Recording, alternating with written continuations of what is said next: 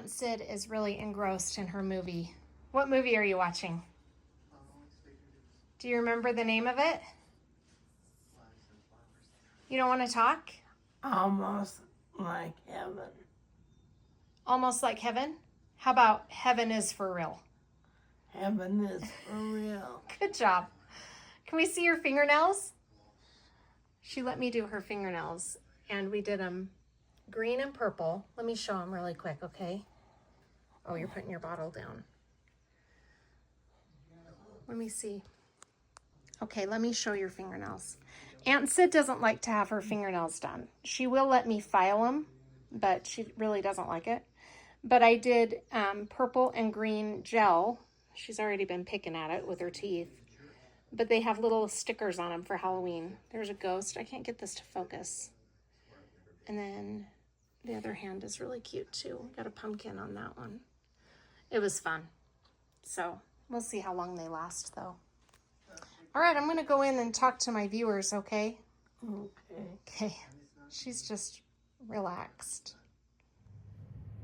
Hey, you guys. Thanks for joining me. My name's Jenna. Welcome to my channel. I hope you'll consider sticking around.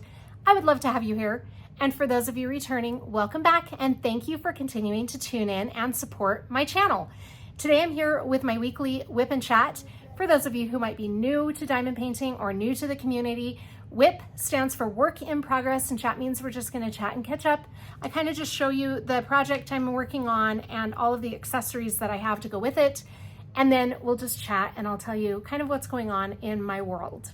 WIP and Chats are pretty standard. I try to be creative with them, but there's really only so much you can do with a WIP and Chat. But I do like to do the standard things that I think we all kind of do, which is to show you my setup and what I'm working on. And then I'll change your angle and you'll be looking down at what I'm doing while we're chatting. And then please leave me a comment and let me know what's going on in your life and what you're working on. I love to hear from you. First of all, let me show you the diamond painting that I will be working on today. This is called Scaredy Cats from Diamond Art Club. I have to tell you what happened to me last night, but we'll get into that in just a minute. Let me get my logbook here so that you can see this artwork in its original form. This is by Jeff Haney, and isn't that cute for Halloween? It's these two little black cats peeking around the jack-o'-lantern. Stop, I love their eyes. So cute. So that is the diamond painting that I am working on today. It's not nighttime, it's daytime. I usually record these at night. And I did record a WIP and Chat last night. And I was really bummed because I had all of my accessories. I had the setup really perfect and I was so excited to show you everything I had to go with the diamond painting I was working on. And my recording was horrible. When I went to edit it last night, part of it didn't record. I had so many interruptions. I think I had 3 or 4 different phone calls. One of the phone calls was a friend of mine I haven't talked to for a really long time, and I've been trying to catch her. So we talked for 2 hours, and then my kids kept coming in and out of the room. I had Fallon needing some attention and assistance, and it was just crazy. So part of it didn't record because of so much of the on and off, and it was just a mess. And then the parts that did record were just not great. I decided I needed to give it a different recording and try again. So here we are. Now I have to warn you, I might have some interruptions because I am at work and my aunt comes first because she is my aunt and I am her caregiver. So if I do get interrupted by her, that will have to pause the video. I am also taking care of my dad today because my mom is out with her high school friends, which is so fun for her. I'm glad she's able to get away and have some downtime because she's starting her weekend without my help. So she has 2 days on her own and that kind of drains her. So it's good she has today to get away and take a break. So we're gonna give it a shot. I don't know for sure how it's gonna go, but we're gonna find out. Anyway, so this is a different setup than what I had planned last night. And we're just gonna have to go with it and do the best we can. And then my next week's WIP and Chat, I'll show you the project that I have at home that I was working on. All right, let's talk about everything I have for Scaredy Cats. First of all, let me show you how I'm storing the drills. This is one of my flats from my big ARTDOT case. It is a ginormous ARTDOT box that holds 420 bottles, if you can believe that. There are 3 different flats stacked on top of each other, so 3 of these. And I usually split them between 2 diamond paintings because I don't think I've ever done a diamond painting that would take up a whole flat. That gives me the opportunity to have 6 diamond paintings kitted up into my ARTDOT case. I'm going to show you this a little bit better when I do my mid-month WIP parade, which I'll be filming tonight and posting tomorrow. I will show all of my drill storage on each of my canvases, so you'll get a better understanding of why I'm doing this. But I do have this flat separated by blank. I pulled out these bottles so that I have a little bit of separation because they're both Diamond Art Club canvases and they're both square drill kits. I just didn't want to mistake one for the other. So I have this one separated, you know, from the other one. This is Rapunzel and Maximus, and this is Scaredy Cats.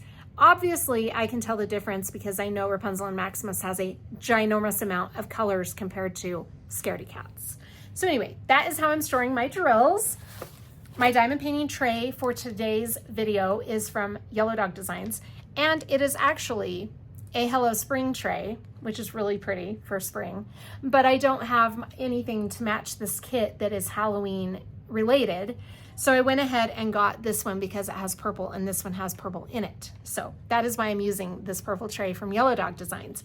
The other thing I really like about Yellow Dog Designs is there is white in here, so it's easier to see the drills, and I like that. I like having the white lines. That helps me so much. There's also a raised ledge here that I love, and their spouts are really wide. All around great trays. I love these.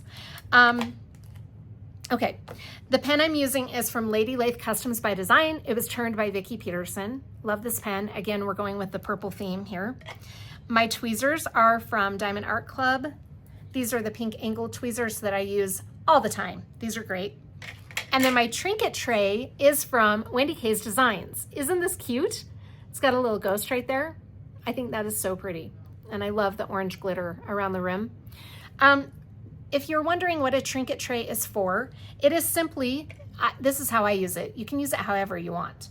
But I like to put my pen and tweezers on it so that this is in my workspace and I have a place designated for my pen and whatever little trinkets I like to put on there. Sometimes I'll put my little lily pad, whatever I'm gonna be needing, I like to put it on my trinket tray so that I have easy access to it. You don't have to use a trinket tray. This is an optional accessory, as most accessories are, but I've become obsessed recently with the trinket trays. It's fun. It's just all fun, you know? So that's my trinket tray and my putty and wax. So I like to use putty in my multi-placer and wax in my single placer. That's just how I prefer to do it. The putty I'm using in my multi-placer for this kit is from Mary Mud, and this one's called Graveyard Smash. Smells smashing. Anyway, that's the putty I'm using in my multi-placer. And in my single placer, I'm using wax from Pure Bliss Wax Company. This is Baked Pear and Cinnamon. Smells amazing.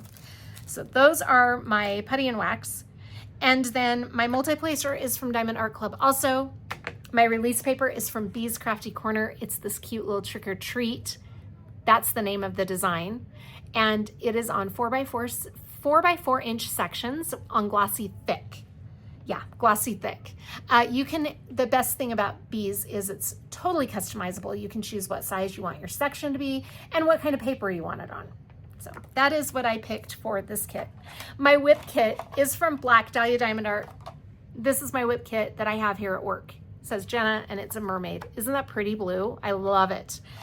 And I love these WIP kits because you have a place right here for your washi and a place for your putty and your wax. It's just so convenient. My washi tape is from Simply Gilded. It's this really pretty Boo Halloween washi tape. That's my washi tape and my cover minder, and then we're done. My cover minder is from Galloways Gallery. It says Boo. Cute, right? So that's my cover minder. Anyway, let me show you the full setup here, and then we'll change your angle so that you can see what's going on. I just want you to see the setup before I change your angle, because once I change your angle, you won't be able to see all of it. So this is kind of a weird angle, obviously, but this is how I usually have my diamond paintings set up when I'm working on them. I usually have my trinket tray like right here. My little trash pot came with my WIP kit. That's there so that I can throw away any trash drills that I come across. Also, let me tell you about this. This is my project bag from Wolf Gazer Studios for this kit. I bought this last year. these are very nicely made, very good quality. And if you're interested in some really cute, affordable project bags, check out Wolfgazer Studios. Again, all of these shops will be linked in the description box of the video. But this is how I have it set up. I'm going to hurry and finish this section while we're doing our WIP and Chat, and then I will, there's some little fuzzies, and then I will peel back another section and we'll get started on this bigger section here. But I do have some areas on this section that I haven't completed yet. Oh, you can't see it, but you'll see it when I change your angle. So there you have it. All right, let's get started. I'll be right back. All right, so I have you facing down. I have this diamond painting sideways right now. So I would show you where we're at on the original artwork, but we are, let me show you. It's just easier if I show you with the artwork so that you can get a better look at where I'm at. Trying to find this in here really quickly. Here it is. Okay, so the diamond painting is facing this way, and we are right here at the end of the, right here at the corner of this jack-o'-lantern. We're going to be doing some of its mouth still. Right now I'm over in this section, and I've just got to finish that up, and then we'll move up. So that is how I have the diamond painting set up, just so you can get a idea of what it looks like when you look at the full thing. Okay, I have just a few things over here to fill in, and then we'll be done, and then I'll move on to this section. Now, I know that you can't really see. I'm going to try to move you so that you can, there you go. Now you can see all of the areas that I need to finish on this section. And then we'll peel that back and get started on the bigger section. All right, let me find the symbol that I'm on, which is, I keep finding these fuzzies all over my canvas. I don't know where they're coming from. I'm not wearing any dark colors today, but it seems like every time I look down at the canvas, I'm finding more and more black pieces of fuzz. Strange. Okay, this is the symbol we're on right now, this hazard symbol, and oh, I have so much to tell you. Some of the things that have happened to me this week, I've already got my putty loaded and my wax loaded. If you are interested in watching how I load my putty and my wax, you can check out any of my other WIP and Chats, because I usually do that here while we're setting up. But today I'm going to go ahead and just use what I have in this pen, because I just loaded it not too long ago. So it should be still good. I might need to load a little bit more here in a little while. Maybe when we start the new section, I'll do that. But I have been asked to not share some of the information simply because you never know when things can change. And some of it is still up in the air as far as what's going to be happening. But I did want to tell you a little bit. Basically, this week has been really good. My dad's back, which is nice. We're so happy to have him back. He's getting adjusted to life back at home. He is more limited in what he can do than he was before he went to the hospital. So he's trying to figure out what his limitations are, which has been a lot. Let's see, Wednesday he got stuck in a patio chair and couldn't get out. Luckily for all of us, his physical therapist arrived and was able to help him get out of the patio chair. So that was good. Yesterday he fell. He wasn't injured, but he fell in the garage getting into the car. So he's been, it's been rough, and thankfully nothing serious has come of his learning his limitations. But he's just trying to figure out what he can and can't do now, because he's in a weaker state, being in a hospital and a rehab for several weeks. So he's learning. It's an adjustment for all of us, but especially for my dad, bless his heart. And my aunt is doing really good. She's been having physical therapy twice this week, but we were going gung-ho with physical therapy, and she was having it 3 times a week. But this week they only came twice. So that's good, though, that we're still getting that physical therapy in for her. My mom is doing really good. She is really been helpful with me not having a car lately, so that's been good. I'm still trying to figure out the car situation. I really haven't been able to give it a lot of thought. Like I said, this past week has just been kind of a blur, so I haven't had the chance to really focus on that part of my life, even though it's a really important part. I gotta work on that this coming week, but probably over the weekend too. Tonight I am going to dinner with all of my kids in celebration of Sydney's birthday. Sydney is my youngest. She turned 17 on Tuesday, and we had to put off a big family celebration just because of everybody's work and school schedules. We just couldn't get everybody together until tonight. She did get to go out to dinner with her dad on her birthday, and they went shopping. My mom took her shopping. She's had a really great birthday. My present arrived today. I got her a dresser that she really wanted for her bedroom, and so the dresser was delivered. We're going to have to put it together probably tonight because we're going to have my daughter's boyfriends over tonight after dinner, I think, to play some games and have some fun. Hopefully. I mean, that's the plan. I don't know if everybody is on board for that, but last night my 19-year-old said it would be nice if we could have everybody over to do games. And I said, sure, that's great. So, we might be having everybody over tonight. We'll see. And then hopefully the guys can help us put that dresser together. She's really anxious to get that up. Oh, I wanted to tell you about this accessory also. This is a lily pad from Tracy's DP World. And if for those of you who are not familiar with what a lily pad is, it's basically a little sponge inside this cute container. This is a unicorn, but there are lots of different things that you can get on the top of your lily pads. It's a sponge that you get damp. So right now it's damp, and you basically, whenever you have ABs to place, these are the ABs that I'm placing right now. Aren't they pretty? They're like a gold color. This is 132 is the DMC number for this one. I think that's beautiful. Because they have this really beautiful coating of sparkly, like a specialty drill. I don't know what I'm trying to say, but because they have that special coating on them, ABs can be really tricky to place.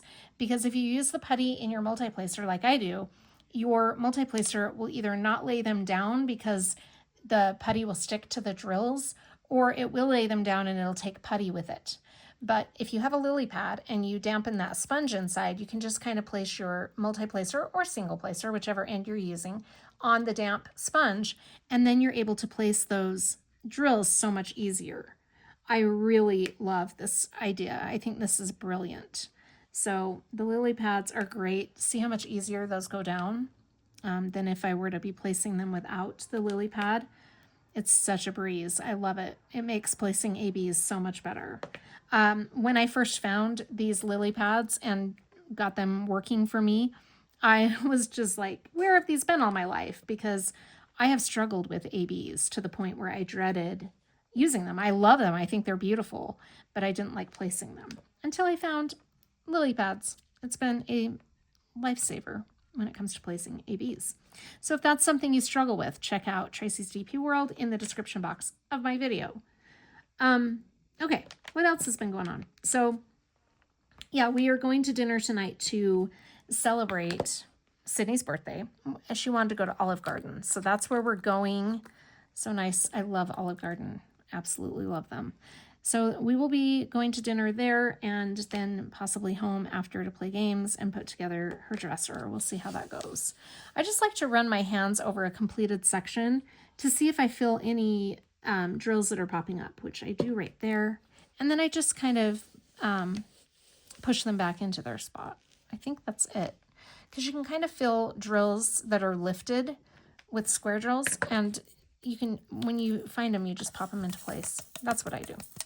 Anyway, let's see. So yeah, that's our night tonight. The week that I had was crazy simply because everybody's schedule was all over the place. Sydney had end of term fall break. So she had a lot of days in her schedule that she didn't have school, and some early days and things like that. So that's been kind of crazy.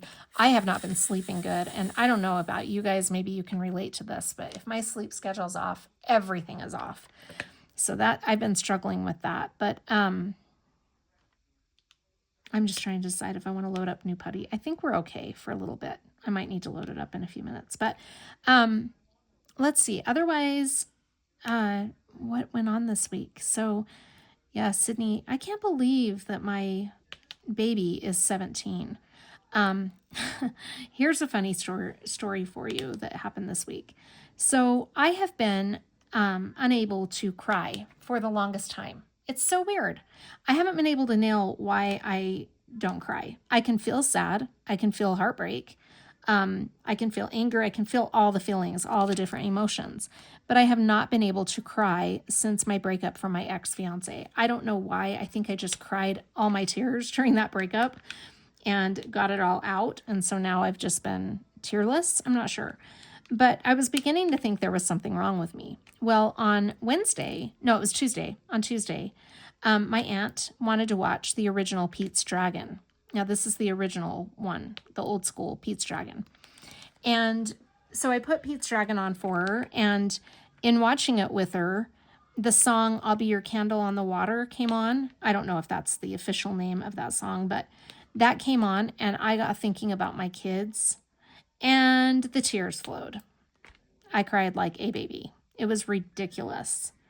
But I was kind of at the same time relieved that I actually can cry. I am a human. I can cry. But that song just got to me. I was thinking, and I texted all of my kids and said, I just really miss my little kids. I really do. I'm going to zoom you in just a little bit.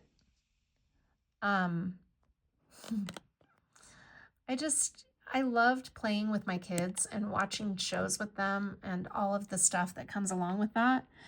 Now, they're teenagers, and yes, I do enjoy the stage. I mean, Kennedy's not a teenager anymore, and Allie won't be a teenager for too much longer, but I do enjoy the stage we're at right now.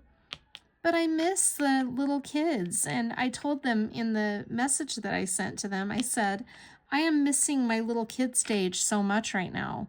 I was the mom that would sit with my kids and do craft projects, do puzzles with them, read books, play games. That was a thing upstairs. My dad dropped something, but it sounds like everything's okay. Anyway, I loved the little kid stage. We did lots of really fun games and activities and stuff. And for me, that was just a blast. And I miss those days so much. Don't get me wrong. I'm okay with where we're at right now. I'm totally at peace with that. But I do have my moments where I miss my little kids. So that was on Tuesday. And then Wednesday, I can't get too much into this, but I did start talking with my kids because our apartment lease is coming either for renewal or termination. You can go month to month, and it's an increase of your monthly payment in rent, but they're increasing my rent anyway, even if I don't do the month to month. They're increasing it. And it's hard for me because we're in such a scrunched environment, So I'm okay continuing to pay the amount I've been paying.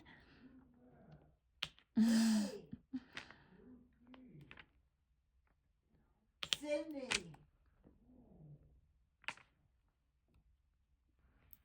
Okay, sorry about that little interruption. I'm okay paying the amount we've been paying. It's fine. But an increase and just the amount of space we're on, I'm already feeling like we overpay. And the fact that we have such little space is really hard for me. So I've been thinking about what I'm going to do. And my kids kind of have a thought. So that's all I'm going to say right now, just simply because I don't want to put anything out there that's going to end up coming back and not working out. So we'll see how that goes. But I do have some exciting possible changes coming up with my living situation. It will result in me moving again, which I hate. I hate moving. But I have also accepted that it is just my lot in life to move. I have not been able to get a house just simply because of the situation I've been in. As a single mom, it's been really hard. And there have been some things that have interfered with me getting a home that have followed me around for a really long time.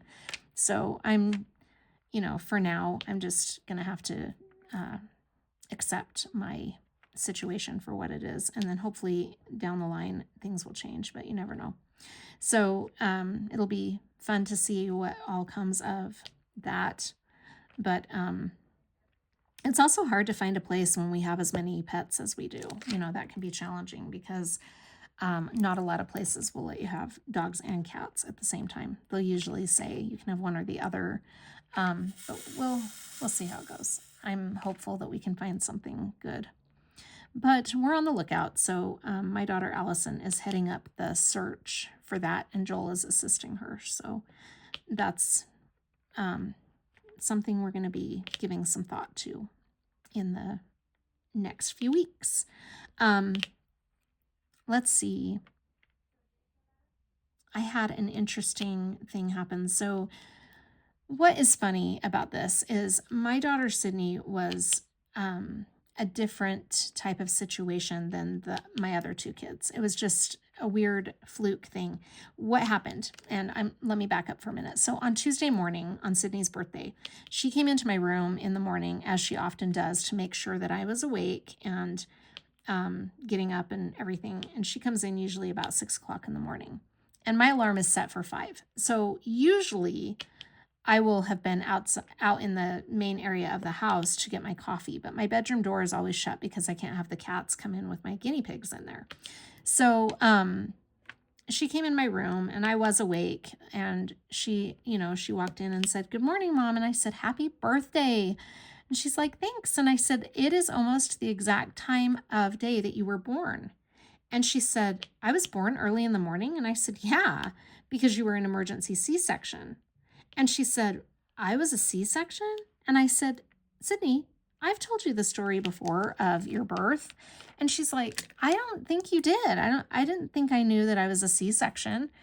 And so I told her the story, and it's pretty remarkable, actually, the journey that I went on to get Sydney here. She is a special situation. What had happened is I was, I think, a little bit more than halfway through my pregnancy, not that much, not very far along in the whole 9-month, like big picture. I can't remember for sure how long, like how far I was with her. I have it written down in a little diary that I wanted to give her one day, but it's stored away, so I don't have it to refer to as I'm telling the story. But anyway, what happened is my water broke at a really early stage in the pregnancy. And it was crazy because I had been out shopping with my mom and I felt, water, like a leak. And I thought, what is going on? And my mom said, "You probably just peed your pants." And I said, "No, I don't think I did. I didn't feel like I had the urge to go." And she said, "Well, what else could it be?" And I said, "I don't know, but that was weird." So I got home and everything was fine. I put my feet up to try and rest and just try to take it easy. And my little girls I got changed and everything. My little girls were running around because Allie and Kennedy were there, and Kennedy was 6 and Allie was 3. And so they were running around, chasing each other, playing around. And all of a sudden, I felt the baby. I was laying on the floor with the girls, and the girls were just laughing and giggling and having a great time. Well, I was laying there and I had my feet propped up, and the baby Sydney, started moving all over the place. I mean, it was like crazy movement. And I said to the girls, "Your little sister just can't wait to come out and play with you." And the girls were, patting my stomach and saying, "Oh, we love you," whatever. Well, so I got up to help one of the kids, and I had another gush of water, like fluid. This time it was a huge gush. And I was really concerned at that point. So I called my doctor, and my ex-husband and I was married to him at the time, we were separated. I was living at my mom's house and he was living at his mom's house. We had just been separated recently, I think like maybe a month. And anyway, I called my doctor and I told him what had happened. And he said, "Have you tried putting your feet up?" And I said, "Yes, I have put my feet up. I've been laying on the floor with my feet up, and that is when the second gush happened." And he said, "Well, give it another hour. And if you're still losing fluid, come in to the ER and we'll take a look at you. And we can test the fluid and see if it's amniotic fluid or urine." And I said, "Okay." So I did that. I laid there for about another hour with my feet up and another gush. So at that point, I'm like, okay, something's going on. So I called my husband at the time and I said, hey, I think we need to go to the emergency room and find out what's going on. And I told him what had happened. And he said, are you sure that you didn't just pee your pants? And I said, I am positive. This is not what's going on. I just need to go in and make sure the baby's okay. So he said, all right, I just think it's a waste of our time and a waste of money. And I said, well, I don't, I want to just make sure everything's okay. So we went into the emergency room and they did a little strip test where they can test, like they just place the strip on the fluid and they can check and see if it's amniotic fluid or if it's urine. And we both thought that it was going to come back as urine and that we would be going home. So my ex-husband had been on the phone with his mom and he said, it's no big deal. We'll probably be headed home in a little while. And she wanted him to go to the store and pick up some stuff for her. So he said, it'll probably be about an hour and then I can head to the store and then I'll be home. Well, I was sitting in the hospital bed at the emergency room, flipping through a magazine, just totally waiting for the test to come back and they could tell me that I could go home. And the test came back positive as amniotic fluid. And when the nurse told me that, I said, so what does that mean? And she said, that means your water broke. And I said, what? Why would my water break this early? Both of my other births had been induced and they broke my water for me. I never had water break on my own. And so I said, what does that mean? And she said, well, it means that the baby wants to come out, but we can't have her come out this early. And obviously I knew that part, but I said, so what do we do for that? And she said, well, the doctor's going to come in and talk to you. So the doctor came in and said, we need to put you on bed rest. And I said, bed rest? I have 2 other kids that I'm raising. We are separated. How am I going to do bed rest? And he said, you've got to do bed rest or you're going to end up going into labor. And that would not be good at the stage that you're at because she won't be able to survive. And so I said, well, okay. And he said, or I could put you on a hospitalized bed rest. And I said, no, I don't want to be away from my kids. And then he said, will you be on bed rest if I allow you to be on at-home bed rest? And I'm living with my parents with my 2 kids. And I knew I would not be able to be on bed rest, that I would not follow that. So I said, we should probably do hospitalized bed rest. And he said, I think so. I think in your situation, that would be best. Now, my ex-husband at the time was put out by this. And he said, how are you going to be in the hospital for 10? They thought it would be about 10 to 12 weeks. He said, how are you going to be in the hospital that long? And I said, I don't know, but we've got to do what's best for the baby. And I just know I won't be able to stay in bed if I'm at home. The whole reason I wouldn't be able to stay at home, even though I knew that it was important to be off my feet, it is really hard for me to call people, like if I were at home in bed and one of my kids needed something, I would want to get up and get them whatever they were needing. I have a really hard time shirking off my responsibilities onto other people when it comes to my kids. I just can't, I'm their mom. It's my place to do those things. So I knew being at home on bed rest was not going to work out in the best interest of my baby. So I explained that to him and I said, where we don't even live together, you think that I could stay off my feet for 10 to 12 weeks? And he said, well, no, I don't think you could, but to be in the hospital? And I said, well, what are we going to do? So he reluctantly started to agree with me and he came around, he came around to the decision and was okay with it after he gave it some thought. But my mom, it was really hard because this all happened in the month of August and school was getting ready to start. Now, Kennedy was going to be starting her first year of first grade. That's a big deal, especially with your first child, because that means that it's a whole day away from home for the first time in her life. She had been to kindergarten, but kindergarten was only a half a day. So this was something that we had been anticipating happening for months. You know, we spent the whole summer hyping up, oh, you're going to be starting school. You're going to be at school all day. And we really hyped it up for her. So she was really excited about that. I was going to be involved as much as I could in her first experience on her first day, and going to like the open house and back to school night. All of that was coming up. And so this couldn't have happened at a worse time when it came to what was going on with my kids, plus the separation and the fact that I was living at my mom and dad's house. So when I first told my mom about this, she was kind of upset. You know, she said, how am I going to take care of 2 kids living with me? And Kennedy was enrolled in school, so I didn't want her to go up to her stepdad's house and stay there, because she didn't know his mom very well, and she was kind of at a fragile state. This is the first time she's been separated from her mom for a long period of time. So I knew that was going to be rough for her. And it wasn't fair to have my mom have Allie, who was 3, very high maintenance at 3, and not in school all day.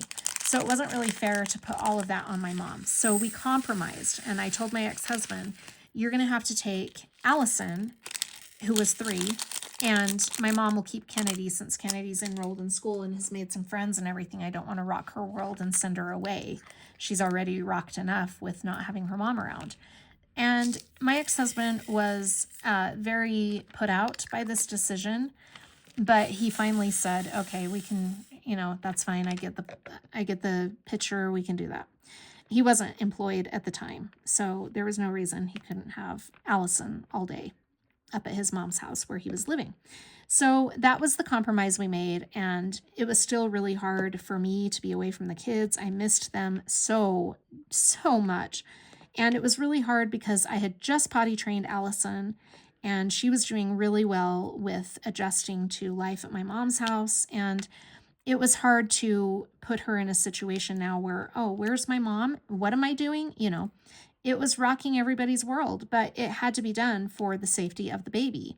Now, my siblings were so upset about this when they found out, because it's not their business, obviously, because it's my child, but it was slightly their business because I was living with my parents, and they knew that this was going to be an added stress to my mom to have Kennedy and be taking care of her. My mom didn't mind. It was my siblings who were like, why are you doing this? I don't understand what's going on. My sister called me and she said, Jen, just do bed rest at home. And I said, it's not going to work out for me to do that. You know it won't. And she said, you're putting too much stress on mom and dad. And I said, well, this is the situation I'm in. I don't know what to do. And it was hard. I'm not going to lie. It was really hard to be away from my kids. I was very close with my kids, and to be away from them for this long was really hard. Anyway, so I stayed in the hospital for 10 weeks, and it got to the point where they would do ultrasounds every week just to check my fluids and make sure the baby was doing really well. And it was stressful because I was worried every day that, is she going to make it? I mean, are we going to have an incident today? Now, Kennedy would come and stay with me on the weekends. The hospital was really great about, helping me out in that regard. They did a lot of things to make the situation more comfortable.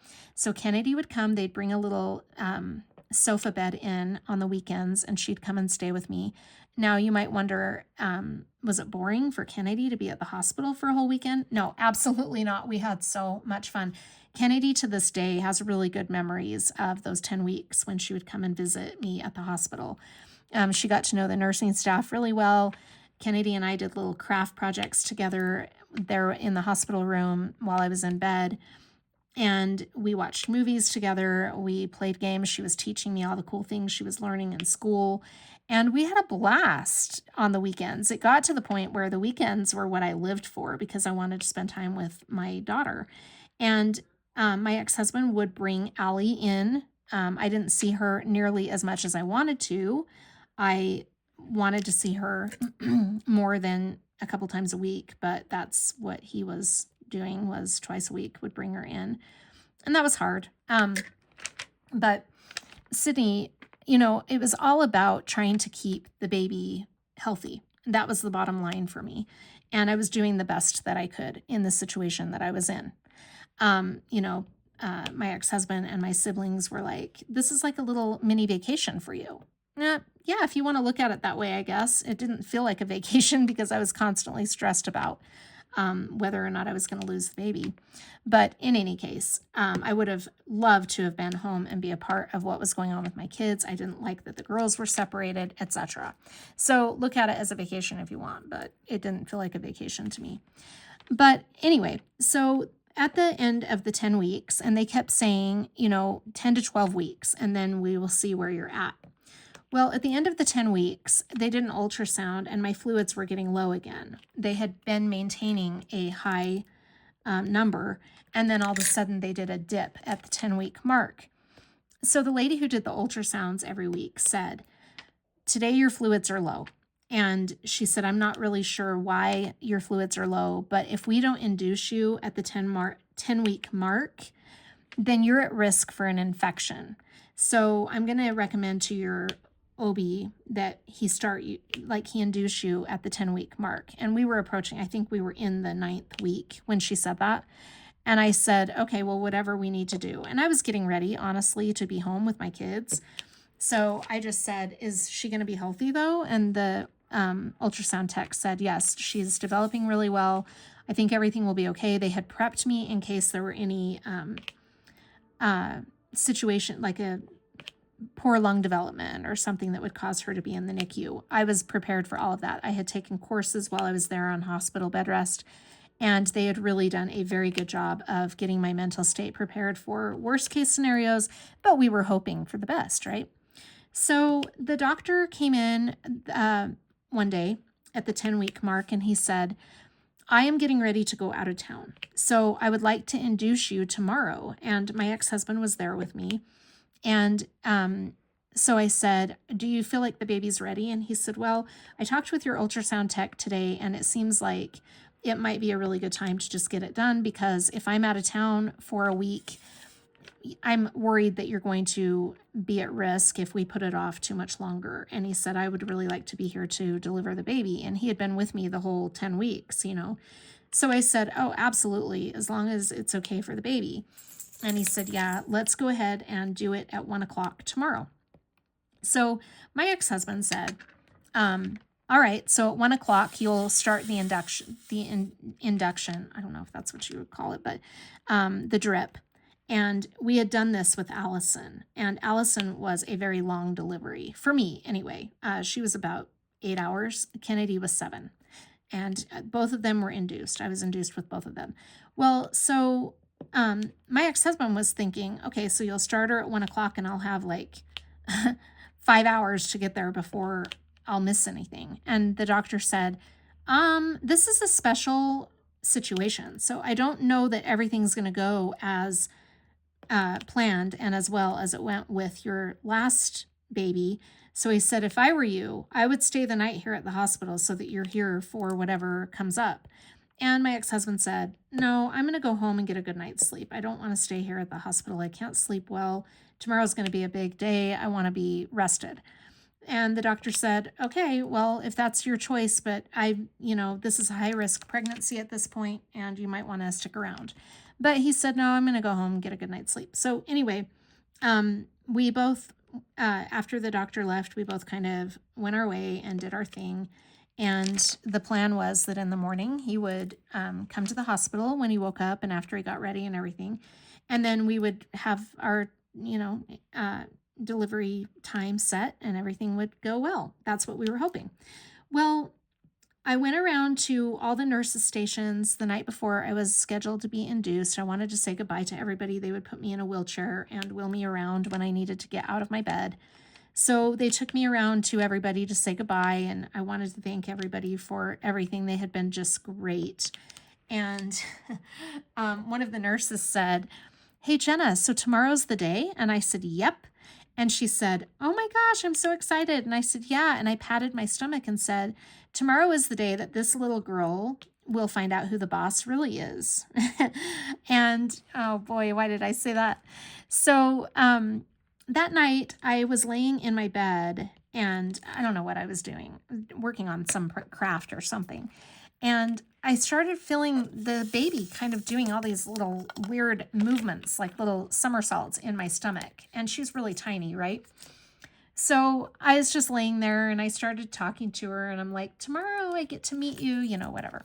So that night I had a really bad acid reflux. Like I could barely breathe. My rib cage was so like, it just felt like my rib cage was burning. And I didn't know what was going on, but they finally gave me something for, I think like a Tums or something. And I was able to get to sleep. I woke up a couple times with that pain, that kind of acidy pain. So at about 6 o'clock in the morning, I think it was even earlier than that, the doctor was making his rounds and I hadn't even woken up yet. Like my bedroom, my hospital room was still dark. And he popped his head in and he said, "Hey, are you waking up?" And I said, "Yeah." And he said, "We're set for 1 o'clock then, right?" And I said, "Yeah." And he said, "Okay, we'll get some sleep and I'll talk to you tomorrow." And I said, "Okay." And he said, "How have you been feeling?" And I said, "I just had a rough night because I had like really bad acid reflux." And he said, "Acid reflux?" And I said, "Yeah, just kind of hit me out of the blue." And so he looked at my chart and he said, "Okay, well, let's, we'll see you at 1 o'clock and hopefully everything will be okay. I'll check back in a couple hours and see how you're doing." I said, "Okay." So he walked out of the room and then, I don't know, like 5 seconds later, he came back in and poked his head in and he said, "Hey, she's not breech, right?" And I said, "No, I just had an ultrasound done yesterday and she wasn't." And he said, "Okay, because if she's breech, we might have to do a C-section." And I said, "Oh no, I'm not doing a C-section. She's not breech." I'm like, "No way. I don't want to do a C-section." And he said, "Well, I'm going to go get the ultrasound machine and take a look. I just want to be sure before we start this so I know what I'm getting into." Did an ultrasound, and sure enough, that little baby had flipped around. So she was breech. And he said, "I can't induce you when she's breech." And I said, "Well, can I like stand on my head and flip her back?" And he laughed and he said, "No. What we're going to have to do is let me go look at my schedule and I'll come back and we'll figure it out." And he's like, "I'm just getting ready to go out of town. So I'm trying to get everything wrapped up before that happens." Well, in the meantime, while he goes to get the ultrasound machine, I start calling my ex-husband like crazy and I can't get a hold of him. I called my mom, can't get a hold of her. Everybody's still asleep because it's really early in the morning at this point. And the doctor came back in, did an ultrasound, saw that she was breech, and he said, I think I already stated that. So he checked his schedule and came back and he said, "We're going to have to go take you and do the C-section right now." And I was like, "Whoa, wait, what's going on here? I didn't even know I was going to have a C-section when I woke up this morning." And he said, "It's going to be fine. Let's just get it done. Let's get this taken care of because I'm going out of town and this is the only time I have the whole day." So I'm frantically calling my ex-husband as they're wheeling me down to the OR to prep me for the C-section. I can't get a hold of him. I finally got in touch with his mother, and she called a neighbor because she had been trying to call him too and couldn't get a hold of him. So she got a hold of a neighbor who broke into a window because their house was locked up, and they were able to wake him up. And they said, "You need to call your wife right now. She is at the hospital and they're, prepping her for a C-section." So he called me all groggy and he's like, "What is going on?" And I said, "I'm being prepped for a C-section. Like they're wheeling me down right now to have this surgery done." And he said, "You got to tell the doctor to wait for me to get there." And I said, "It doesn't work like that. The doctor has a full schedule. You need to get here as soon as you can." So my doctor said, "How far away is he?" Because the doctor can hear me on the phone. And I said, "He's about 20 minutes away." And the doctor said, "I will wait 20 minutes. So if he will hurry and get here." And so I said, "You need to leave right now and get to the hospital. He's willing to wait, but he'll only wait 20 minutes. So my ex-husband said, "Well, he's going to have to wait for me to get there." And I said, "Just hurry up and get here." So I got off the phone and the doctor ended up waiting 40 minutes for my ex-husband to get there. And finally, he just said, "I can't wait any longer. I've got to go ahead and do this." And I had no idea where he was. I don't know what was taking him so long. So he missed the birth. I was by myself when I went into the C-section, which was really scary. But there are benefits to a C-section. I mean, it was over in a matter of 10 or 15 minutes after they gave me the block. I think it's an epidural that they give you. And I didn't feel a thing. You know, the doctor was making his incision, I think, and he said, "Are you feeling anything?" And there was a sheet up, so I couldn't really see what was going on. And I said, "No, I don't feel anything." The only thing I did feel was the weird sensation of her being lifted out, and I knew she was out because all that pressure under my rib cage just went away when they lifted her out. So I said, "You must have just taken her out," because I could feel it. And he said, "Yeah." Well, I didn't hear her crying, so I was a little bit nervous, but he brought her over to me, and she was so mad. This little baby was angry baby. She was purple, and not from a lack of oxygen, because that's what I thought when I first saw her. And he said, "No, she's crying. You just can't hear her because it's a really little squeak." And I did hear her after he said that. I could hear her screaming, and she had her little face all crinkled up, and she was not a happy camper. Now, they did end up having to incubate her because she was really, really little and underdeveloped with her lungs. Her lungs were the only thing that was really a scary situation. So they had to incubate her. I wasn't able to hold her. All I was able to do was touch her little toes as she passed by me to go be admitted into the NICU. But it was a scary time because I didn't, I was nervous that she wasn't going to be able to make it. And after everything I'd been through to get this little baby here, I was like, please, she just has to make it. So she was in the NICU for 4 weeks. And that was a really crazy time because they did have this really amazing thing that they offered where I could stay at the hospital in the evenings. So that if, when it got to the time, I didn't stay in the hospital from the very beginning, but after she had been there a few weeks, they allowed me to stay in a room in the nighttime. I could spend the night there so that I could be there to nurse her. And that was really amazing because then they would call me and say, "Hey, she's ready to eat." So what needed to be done is when she got to the point where she was nursing regularly, she had to nurse or take a bottle for 72 hours before they would discharge her. And it got to where she was doing really well. They had put her, she had had jaundice, she had had all the things, but she was at the point where she was really getting strong. She was gaining weight. She was doing really well. She weighed 4 pounds when she was born. It was crazy little. And by the time we wanted to get her home, she was at, so she had to be nursing or taking a bottle for 72 hours before they would let her go home. And it was a frustrating process because we would get her off of her tube feeding, which was traumatizing to her because she would be, they would tube her and it would make her not want to nurse or take a bottle because of the trauma caused by the tube. So every time they tubed her, it would set us back in the feeding process. And I was getting really frustrated. I loved the hospital staff. They did so much for the baby. So I appreciated everything that they did. And they were just amazing. However, at the time that it was getting time to take her home, I was getting really frustrated because I would leave for a couple of hours to go be with my other kids. And when I came back, they had that tube in.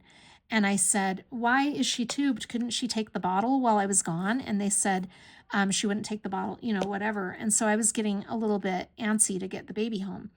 Well, so we got her to the point where she was nursing regularly. We were just a few hours shy of meeting that 72 hours. I was so excited because I wanted to be home with my kids again, and I wanted the baby to come home, all of that. Well, I went to see her, and it was evening, and I said, okay, I'm going to go to my room now and go to bed, but make sure you call me. Please let the next shift of nurses know that I am right down the hall in that room, and they can call me and I'll come in and feed her. And they said, okay, we will let everybody know. It'll be documented. So I had to go let the dog out. Okay, so anyway, it was getting close to the mark. I told them I was going to be in the hall or down the hall in my room, and I wanted them to contact me if she needed to be fed. So in the morning, I woke up and I had not been contacted. I went down the hall to the NICU and I said, I did not receive a call about the baby needing to be fed. And they said, oh, well, we didn't want to bother you. We wanted you to get your sleep.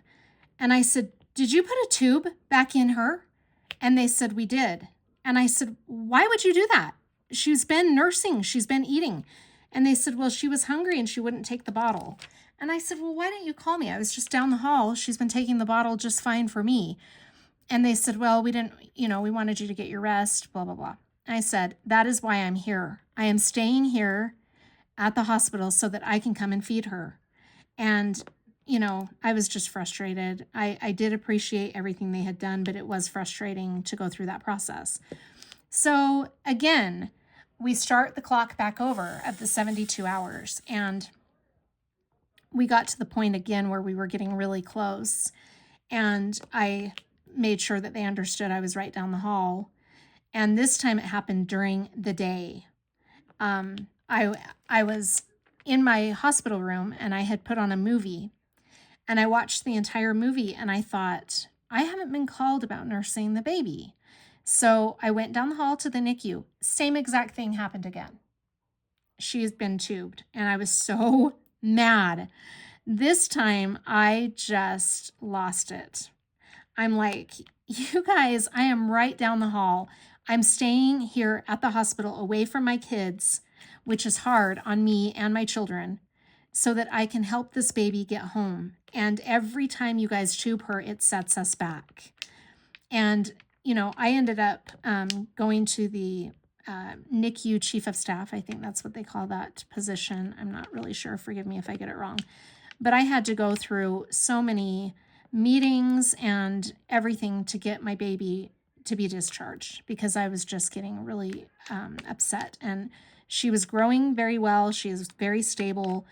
They just kept tubing her. And I was getting so just frustrated and discouraged and all of it. So I ended up, against the advice of the doctor and against the advice of my ex-husband, I wanted her discharged. And as her mom, I did have a certain say in what her treatment plan would be. And I fought my way through the system and got her discharged. She came home with oxygen, but you know what? When she got home, she didn't even use that oxygen. She started growing and doing so well when she was in her home environment. Her growth was amazing. And she was just a tiny baby. So I held her all the time because I could literally I had a little sling to put around me that would hold her. And I just put her in that sling and she just was with me all the time. Everywhere I went. It was so cute. But anyway, so that's the story of how Sydney came to be. Was it risky to get her discharged like that? Absolutely. I think back on that and I'm like, I was kind of out of my mind to jump through all those hoops to get her discharged. But I remember feeling that my instinct was to have her come home. And I just had that strong feeling. I could have left her there and she would have been fine, obviously. And sometimes it's safer to err on the side of caution for sure when it comes to a child's life. But I just had the strong urge that she was ready to come home and it was setting us back every time they did that. So I was able to, get her home and she did really well. So that is the story of Sydney. It's a pretty amazing story. She was a fighter and I just went through so much to get her here and she's just been such a joy. So I told her all of that and she said, I did not know any of that. And I'm like, I'm so sorry that I haven't told you. I know I told her when she was younger and I think she's just forgotten. But anyway, she did know she was in the NICU. She just didn't know she was a C-section. So it was fun to tell her that story and she liked hearing that. So that was fun. And then anyway, it's kind of fun to reflect on that, all the different births and how they all came to be. And I have a theory about that. I feel like sometimes a child's birth or what they hear when they're in the womb, all of that I feel plays a part in their personality. That's just me, though. I don't know if any of you can relate to that, but each of my kids is different in their own little unique ways. And when I look back on their pregnancies and deliveries and everything, I always think, oh my gosh, it makes so much sense that that is something that was going on when I was pregnant with them or whatever, because that's kind of reflected now in their personality. So it's fun to think of. I've got a lot of static in these drills. Do you see how a lot of these drills are stuck together?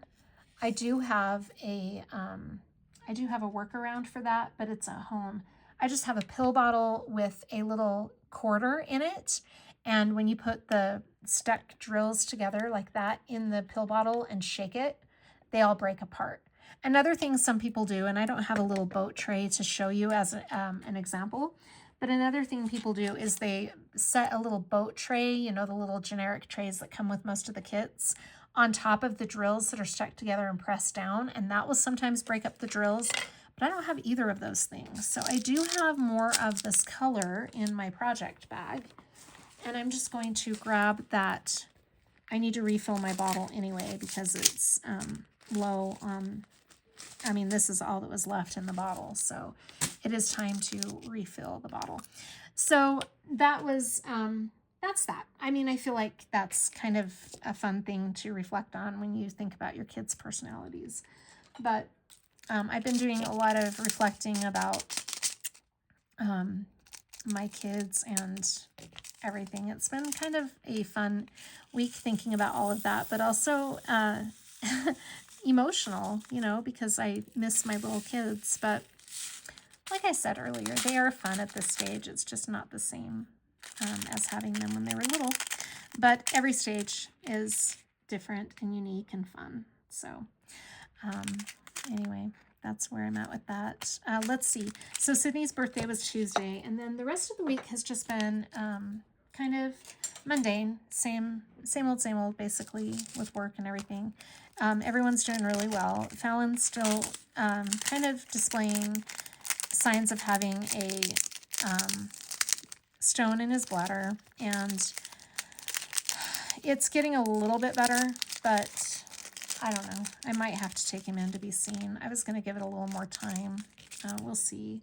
I'm going to see how he does over the weekend, and if he starts acting better, then we'll just let it go for a little while, but I don't know. It's hard, right?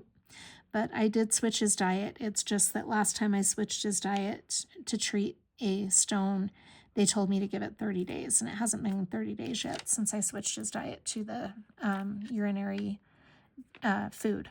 So we'll see. Anyway, what else has been going on? I haven't really been watching anything as far as movies or anything. I've been going through an audiobook phase. I do this. I've explained this before in my WIP and Chats. I go through phases of wanting to watch shows or wanting to listen to audiobooks. And lately it has just been audiobooks. I've been on this kick. I use Audible, and there are different ways that you can get, some library cards will allow you to get audiobooks through your local library. So if that's something you're interested in, you can check that out. I have a membership through Audible, which gives me so many credits each month that I can use on books that are not included in my membership. There are also several free books that I can listen to with my membership. So I really like the Audible membership, but there are lots of different options out there. So if you are interested in that, let me know, because one of my viewers was telling me that you can get audiobooks through your library. So if you want to check into that, you can. The one that I've been listening to is by Brian Freeman, and I have mentioned this series before. I really like this series. It's following the different cases by a detective named John Stride. And he has different cases that he's working. Now, I will warn you that there is some strong sexual content. So if that's going to be something that will bother you or trigger you, just be aware of that. Anyway, I really like those, though. That's a good book. I listened over the weekend to an amazing book. it is a memoir by Jeremy Renner, and it tells the story. So I don't know if all of you are familiar with the actor Jeremy Renner. He played one of the Bourne movies. I want to say it was Bourne Legacy, but I'm not 100% sure about that. He was in one of the Bourne movies. He's so good looking. He also played one of the Avengers. What was his Avengers character's name? Drop me a comment if you can remember, because I can't think of what it was. But he had the arrow. Why can't I think of his name? I wanted to say it was Buckeye, but it wasn't. Buckeye was somebody else. But anyway, he's great in the Avengers. I loved his character. He's not in all of the Avenger movies, but he's in some of them. And this is my glow-in-the-dark drill. Isn't that pretty? That pretty yellow. It's like a canary yellow. Let's see. I can't think of his Avenger name. That's going to drive me crazy. But if you can remember, please drop me a comment and remind me. I was being called away for a moment, but I have dinner in the oven for those guys, so I have a little more time that I can try and finish this section. But anyway, let's see what else has been going on. Yeah, so, I was talking about the books that I've been reading. Over this past weekend, I listened to a book that was actually recommended by a viewer, and I got 2 recommendations since my last WIP and Chat. The first one was this book by Jeremy Renner. It's amazing. It is such a good book. It's called, oh my gosh, I can't think of the name of it right now. Last Breath? Or I'll put it in the screen when I go back and look at my history on Audible. But it tells about a situation that happened to Jeremy Renner on New Year's Day of 2023. He was crushed by a snowplow. And I remember hearing about what happened to him, and I was so concerned because I love him as an actor. I think he is amazing. And his recovery story, which is what this book is, and it's narrated by Jeremy Renner. So he's telling the memoir himself. And it's amazing. His recovery story is so truly inspirational. I needed a good inspirational book in my life. And I am down to the very last of that book, and I'll probably listen to the rest of it this weekend. But, it's so good. I love it. I can't recommend that one enough. So thank you for recommending that. You know who you are, and I don't know for sure if you want me to say your name. So thank you for that recommendation. I loved it.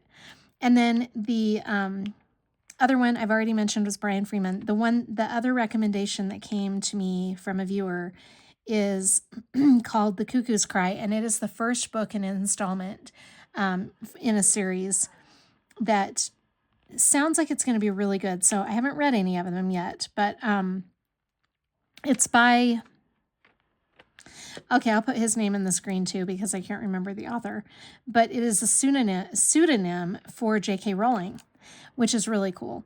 So I'm very curious to start this. I read the plot synopsis on Audible yesterday, and it looks really intriguing. So I'm very excited to be starting that book. Again, it's called The Cuckoo's Cry? The Cuckoo's Call? I'll put it in the screen. So those have been good. I haven't really watched anything. I've kind of gotten burned out of everything that is on Netflix and Disney and all of those. So if you do have anything that you recommend, either to watch or listen to, let me know, because I'm always looking for new things to keep me entertained. Anyway, let's see. I think that is just about it on the way of updates. It's been a really good week. I've had a really, it's been good. I can't wait until I can share the news about the move with you, but we'll just see how that goes as we get a little closer to the end of my lease.